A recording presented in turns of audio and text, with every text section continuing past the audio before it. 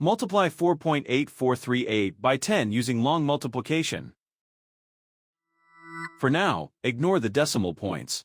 Start with the rightmost digit of the bottom factor, 0. Multiplying by 0 makes this whole row 0.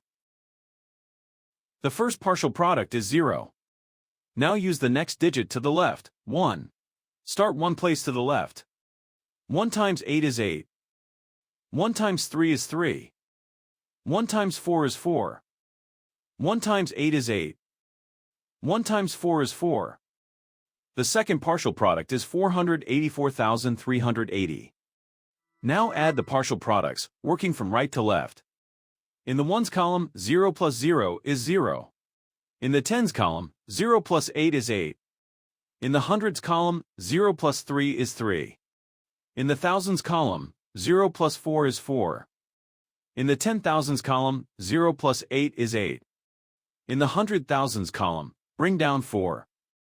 The product of the whole numbers is 484,380. Count the highlighted digits after each decimal point. The factors have 4 decimal places altogether, so the product needs 4 decimal places. Place the decimal point 4 places from the right. 484,380 becomes 48.4380. That is simply 48.438. So 4.8438 times 10 is 48.438.